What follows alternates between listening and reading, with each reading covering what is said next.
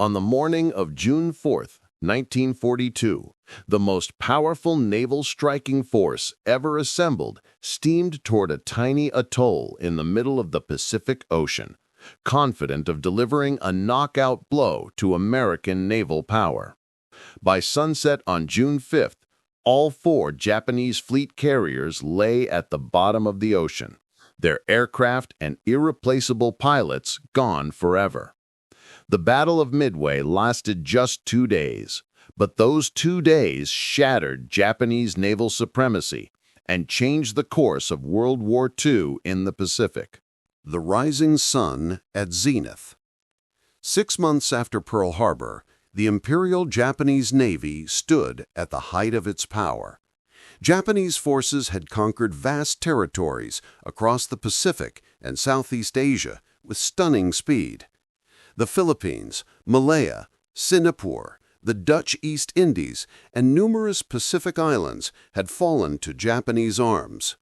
The Royal Navy had been humiliated, the U.S. Pacific Fleet crippled at Pearl Harbor, and Allied forces everywhere were in retreat or besieged.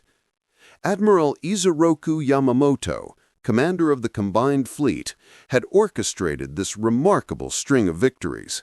But he understood better than most Japanese leaders that time was not on Japan's side. America's industrial capacity dwarfed Japan's, and every month of war allowed the Americans to build more ships, more aircraft, and train more pilots.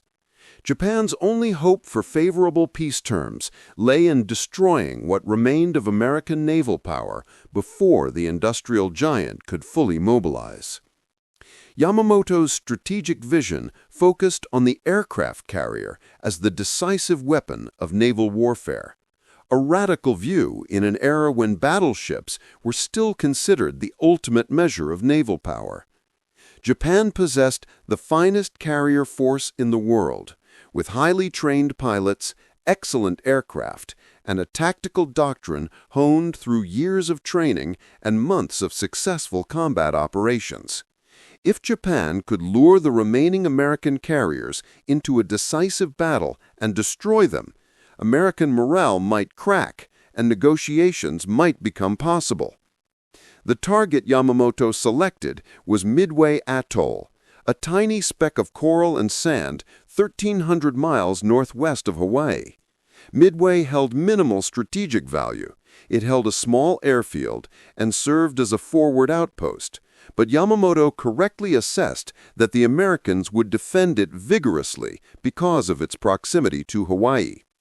An attack on Midway would force the American carriers to sortie from Pearl Harbor, where Japanese forces could destroy them in the decisive battle Yamamoto sought.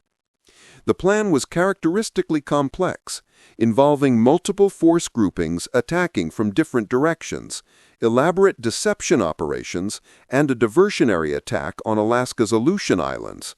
4 fleet carriers, Akagi, Kaga, Soryu, and Hiryu, would form the first mobile striking force under Vice Admiral Chuichi Nagumo, the same officer who had commanded the Pearl Harbor attack.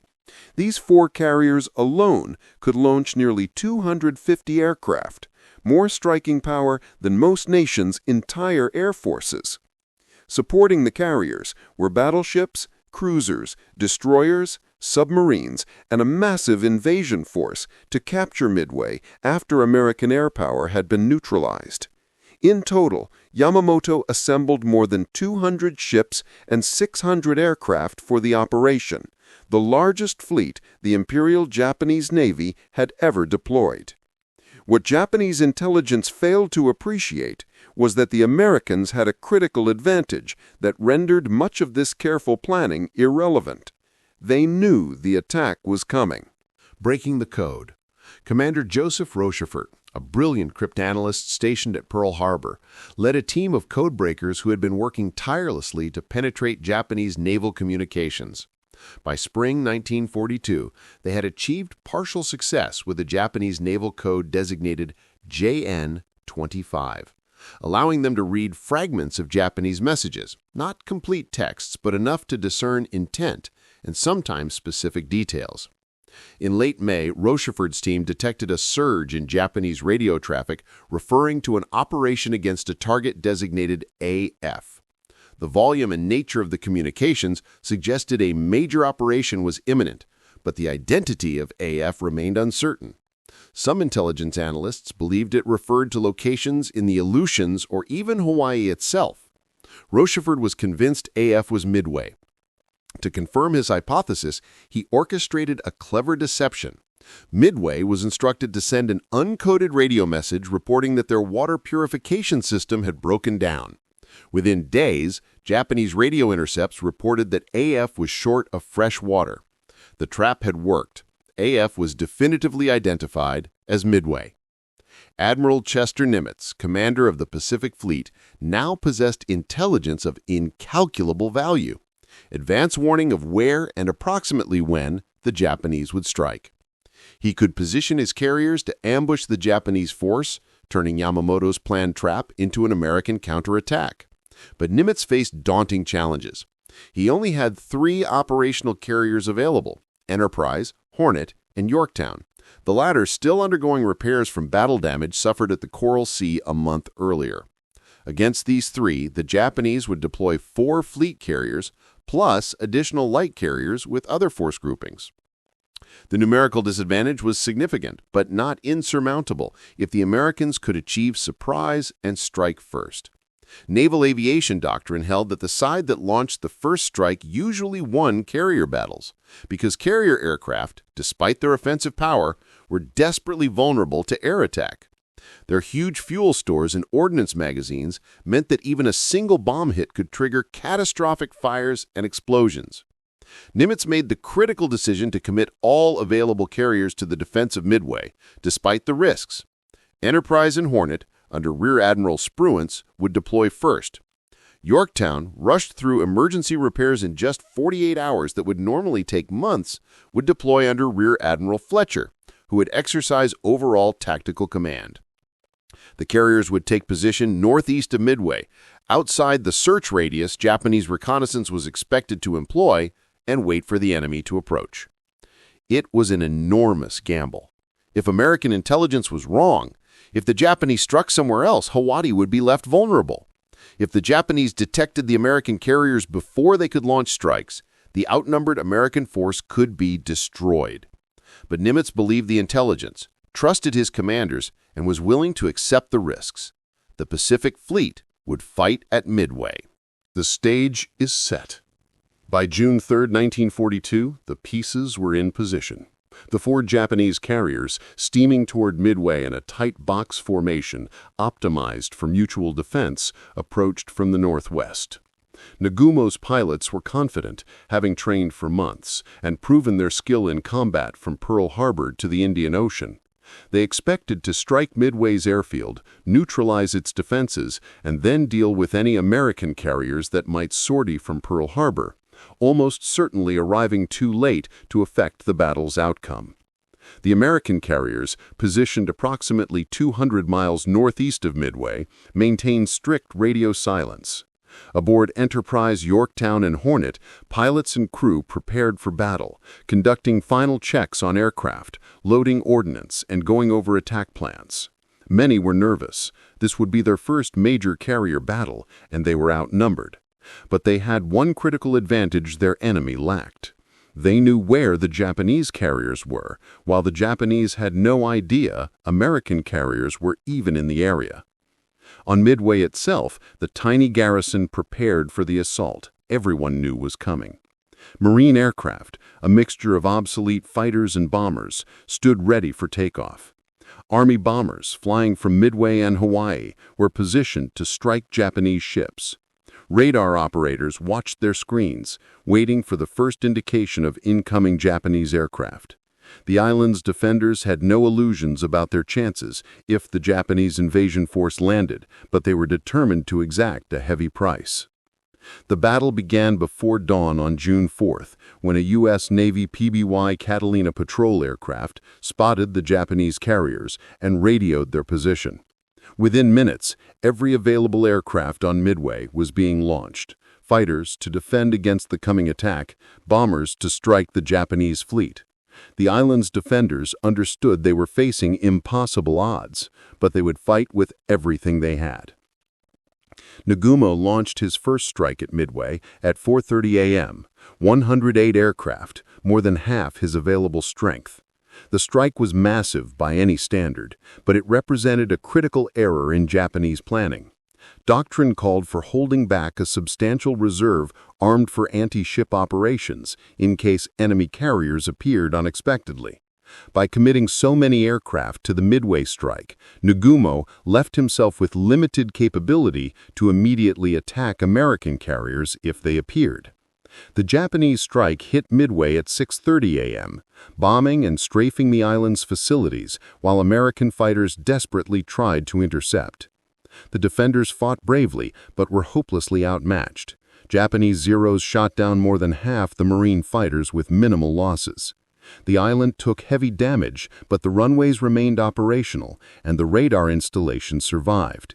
The Japanese strike leader radioed Nagumo that a second strike would be necessary to neutralize Midway's defenses completely. This recommendation created a dilemma for Nagumo. His remaining aircraft were armed with torpedoes and armor-piercing bombs for anti-ship operations, as doctrine required.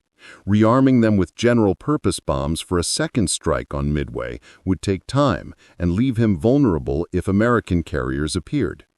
Nagumo made the fateful decision to rearm his reserve aircraft for a second strike on Midway. It was 7:15 a.m.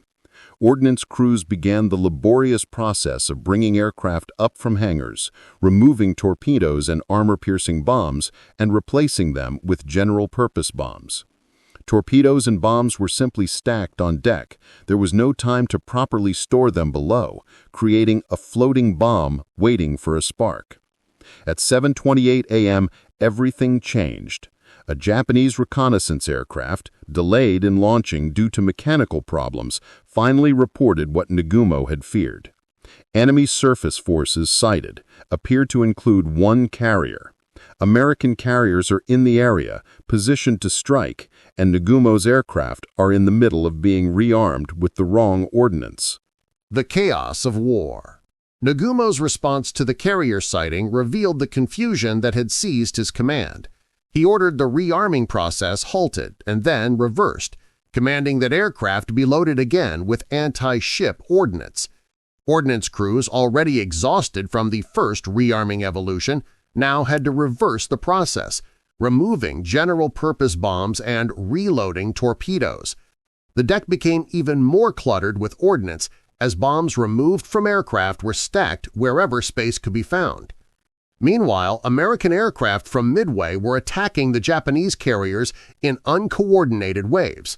Obsolete torpedo bombers, slow and vulnerable, pressed home attacks with desperate courage and were slaughtered. Not one torpedo hit was achieved, and most of the attackers were shot down by Japanese fighters or anti-aircraft fire. Army B-17 bombers attacked from high altitude, dropping their bombs and claiming hits but in reality achieving nothing. High-altitude bombing against maneuvering ships was nearly impossible with 1942 technology. The futile attacks by Midway-based aircraft convinced Nagumo and his staff that they were facing only land-based air power, not carrier aircraft. This was a critical misperception. In reality, American carrier aircraft were already inbound, launched from Enterprise, Hornet, and Yorktown beginning at 7 a.m. More than 150 American aircraft were converging on the Japanese carriers, dive bombers, torpedo bombers, and fighters launched in separate waves due to the rushed nature of the attack preparations. The American attack was anything but coordinated. Different squadrons, launched at different times, flew at different speeds and altitudes, and lost contact with each other en route to the target. Torpedo Squadron 8 from Hornet, flying slow, obsolete TBD Devastator aircraft, arrived first and attacked without fighter escort or dive bomber support. The result was predictable and horrific. Japanese fighters and anti-aircraft fire massacred the attackers. Of 15 torpedo bombers that attacked, 14 were shot down. Not a single torpedo hit was achieved. Only Ensign George Gay survived, floating in the ocean near the Japanese carriers where he would have a front-row seat for what happened next. Torpedo Squadron 6 from Enterprise attacked next, again without coordination with other American forces. Again, the slow torpedo bombers were slaughtered by Japanese fighters. Only 4 of 14 aircraft survived, and again, no torpedo hits were achieved. Torpedo Squadron 3 from Yorktown fared slightly better due to some fighter escort, but still lost 10 of 12 aircraft without achieving hits. By 10 a.m., the Japanese fleet had fought off every American attack, suffering no damage while destroying more than 40 American aircraft. Japanese officers began to relax, believing the crisis had passed.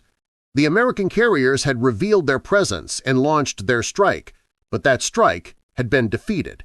Now it was Japan's turn. Nagumo's aircraft were finally ready to launch a devastating counterattack against the American carriers. What the Japanese didn't realize was that while their fighters were at low altitude slaughtering American torpedo bombers, American dive bombers were approaching at 20,000 feet, undetected and unopposed. 5 minutes that changed history. Lieutenant Commander Wade McCluskey, leading Enterprise's dive bomber group, had been searching for the Japanese carriers for nearly 2 hours, his fuel running dangerously low. Navigation errors had taken his squadron to where intelligence said the Japanese would be, but the ocean was empty.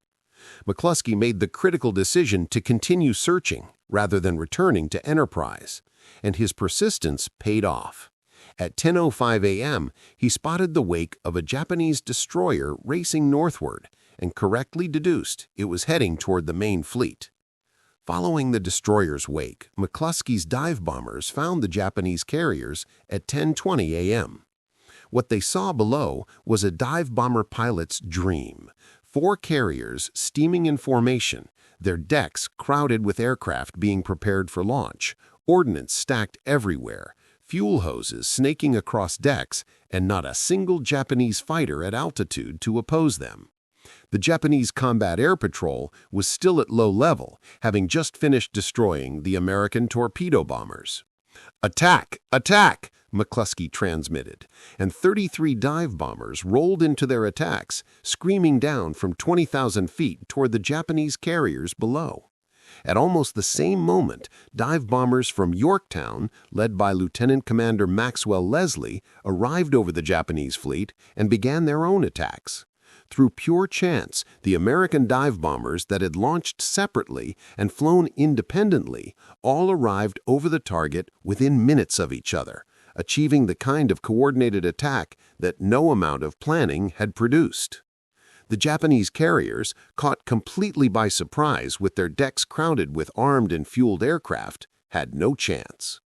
Akagi, Nagumo's flagship, was hit by at least 2 bombs that penetrated to the hangar deck and detonated among the aircraft being prepared for launch. The resulting fires spread instantly through fuel and ordnance scattered across the ship. Within minutes, Akagi was a blazing wreck, her hangar deck an inferno.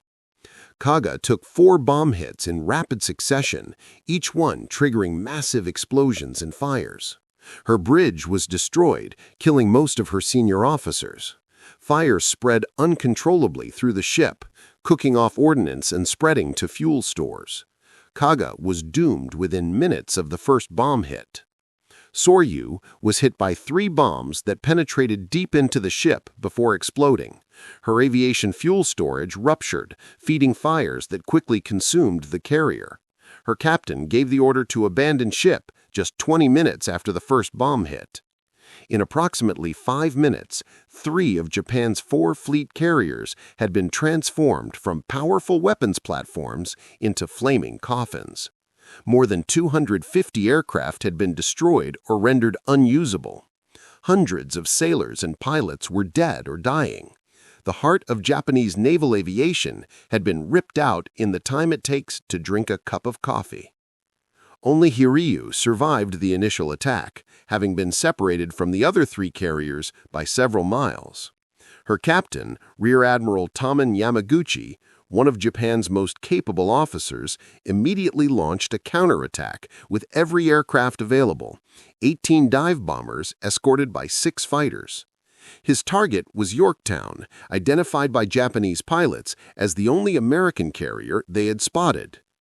Hiryu's strike hit Yorktown around 12:20 p.m., achieving 3 bomb hits that caused serious damage. Yorktown's fires were brought under control, and the carrier was preparing to resume operations when Hiryu launched a second strike, 10 dive bombers escorted by 6 fighters. This strike hit Yorktown at 2:45 p.m., achieving 2 torpedo hits that flooded the carrier and caused a severe list. Captain Elliot Buckmaster gave the order to abandon ship, and Yorktown's crew began evacuating. But Hiryu's success came at a terrible cost. American dive bombers from Enterprise, hunting for the 4th Japanese carrier, located Hiryu at 5 p.m. 24 dive bombers attacked, achieving 4 bomb hits that set the carrier ablaze. Like her sister ships, Hiryu was transformed into a floating furnace.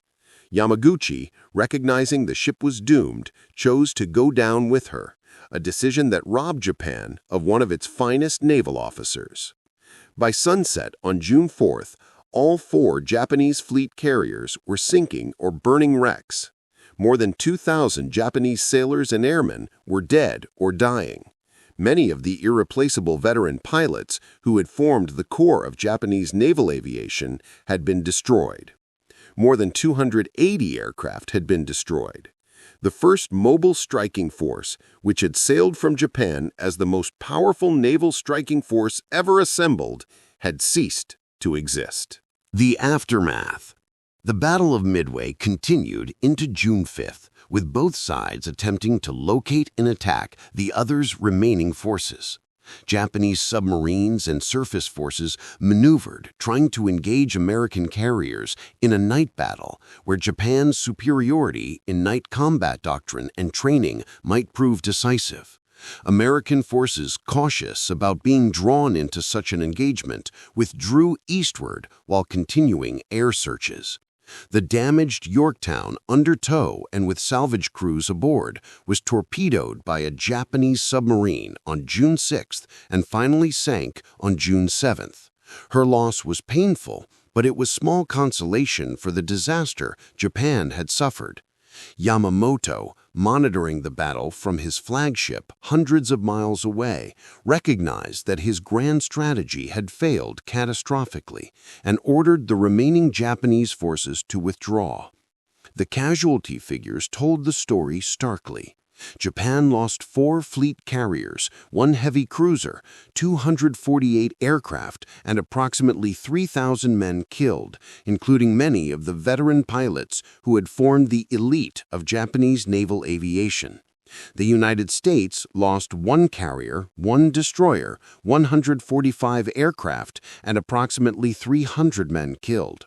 The exchange ratio was devastating for Japan. But the strategic consequences went far beyond the immediate casualty figures. Japan's carrier force had taken years to build and train. The ships could theoretically be replaced. Japan's shipyards were capable of building new carriers, but the pilots could not. Training a carrier pilot to the proficiency level of the men lost at Midway required years, and Japan no longer had years. The veteran pilots lost at Midway had accumulated experience through years of training and months of combat operations. Their replacements would be rushed through abbreviated training programs and sent into combat with minimal experience. The balance of naval power in the Pacific had fundamentally shifted. Before Midway, Japan possessed clear naval superiority and could choose where and when to attack. After Midway, the forces were roughly balanced, with the advantage shifting toward the United States as American industrial production began delivering new carriers and aircraft at a rate Japan couldn't match. Within a year, American numerical superiority would be overwhelming. Perhaps more importantly, Midway shattered the aura of invincibility that had surrounded Japanese forces since Pearl Harbor. Japanese forces could be defeated, their plans could be disrupted, their carriers could be sunk. The psychological impact on both sides was profound. American morale soared, while Japanese confidence was shaken. The flawed plan. The Japanese defeat at Midway resulted from a cascade of failures, strategic, tactical, and operational. Yamamoto's plan was overly complex, dividing Japanese forces among multiple objectives and making coordination difficult. The diversionary attack on the Aleutian Islands, intended to draw American forces away from Midway, instead wasted Japanese resources on a strategically worthless objective, while failing to divert any significant American forces. Japanese intelligence was abysmal. They failed to detect that the Americans had broken their codes and were reading their radio traffic. They underestimated American carrier strength, believing only 2 carriers were available, when in fact 3 were deployed at Midway. They failed to locate the American carriers before launching their attack on Midway, a catastrophic oversight that left Nagumo vulnerable to surprise attack. Japanese tactical doctrine, which had served them well in earlier operations, proved inflexible and ultimately fatal at Midway. The decision to hold aircraft in reserve, armed for anti-ship operations, was sound doctrine, but Nagumo's decision to rearm these aircraft for a second strike on Midway, then rearm them again when American carriers were reported, left his carriers vulnerable at the critical moment. Japanese practice of arming and fueling aircraft on deck rather than in hangars, done to enable faster launch operations, created floating bombs that detonated catastrophically when hit. Japanese reconnaissance was inadequate. The scout aircraft that finally located the American carriers was delayed in launching due to mechanical problems, arriving late when it might have provided warning in time for Nagumo to prepare. Japanese search patterns were less thorough than American patterns, leaving gaps through which American carriers could slip undetected. Most critically, the Japanese had grown complacent after 6 months of uninterrupted success. They assumed American forces were demoralized and disorganized, incapable of effective resistance. They underestimated American determination and the ability of American commanders to adapt and improvise. This arrogance would cost Japan dearly, not just at Midway, but throughout the long war that followed. The American victory. American success at Midway resulted from intelligence, courage, tactical flexibility, and luck. Rochefort's codebreakers provided the intelligence that enabled Nimitz to position his forces for ambush. American commanders demonstrated courage by committing their outnumbered carriers to battle despite the risks. American pilots showed extraordinary bravery in pressing home attacks despite obsolete aircraft and heavy losses. And luck, the kind of luck that seems to favor those who are prepared and determined, played a crucial role in the dive bombers arriving over the Japanese carriers at exactly the right moment. The individual heroism displayed by American pilots deserves recognition. The torpedo bomber crews who attacked knowing they faced almost certain death but pressed on anyway. The dive bomber pilots who executed precision attacks under combat stress. The fighter pilots who engaged superior Japanese aircraft and held their own through sheer determination. These men won the battle through their skill and sacrifice. But American success was also institutional. The rapid repair of Yorktown, rushed into service despite severe damage, demonstrated the capability of American naval facilities. The ability to coordinate 3 carrier task forces operating independently demonstrated tactical flexibility. The resilience to absorb heavy losses and continue attacking showed organizational strength. These institutional capabilities, more than individual heroics, would prove decisive in the long war ahead. Midway validated American pre-war investment in naval aviation. The U.S. Navy had developed effective carrier doctrine, trained skilled pilots, and built excellent aircraft. The SBD Dauntless dive bomber, which destroyed the 4 Japanese carriers, proved to be one of the war's most effective naval aircraft. American radar technology, though primitive by later standards, provided crucial early warning of Japanese attacks. American damage control procedures, superior to Japanese equivalents, enabled American carriers to survive hits that would have destroyed Japanese carriers. The road ahead. Midway was not the end of the Pacific War. That would take 3 more years of brutal combat across thousands of miles of ocean. Japan would continue to fight with determination and skill, inflicting heavy casualties and winning tactical victories. But Midway was the turning point, the moment when Japanese offensive capability was broken and the strategic initiative passed to the United States. The carriers lost at Midway could not be quickly replaced. Japan would launch new carriers, but never again would Japanese naval aviation achieve the proficiency and strength it possessed in early 1942. American carriers, by contrast, began rolling off the shipways in numbers that Japan couldn't match. Essex-class fleet carriers, Independence-class light carriers, escort carriers by the dozens. By 1944, American carrier forces would outnumber Japanese forces by ratios of 10 to 1 or more. The pilots lost at Midway were irreplaceable. Japan's training programs, never adequate for sustained warfare, collapsed under the pressure of trying to replace losses while also expanding the force. Japanese pilot quality declined steadily throughout the war, while American pilot training programs, blessed with vast resources, safe training facilities, and time, produced pilots in numbers and quality that Japan couldn't match. For the sailors and pilots who fought at Midway, both American and Japanese, the battle was an experience that marked them for life. Those who survived carried memories of friends who didn't, of ships burning and aircraft falling, of moments of terror and brief instants of triumph. They had participated in one of history's decisive naval battles, though most wouldn't fully understand its significance until years later. The waters north of Midway Atoll, where 4 Japanese carriers and 1 American carrier rest on the ocean floor more than 3 miles deep, are a graveyard that holds the remains of thousands of sailors and airmen. The wrecks were discovered decades after the battle, showing the catastrophic damage that 5 minutes of dive bombing had inflicted. They remain as monuments to the men who fought there and to the battle that changed the course of the Pacific War.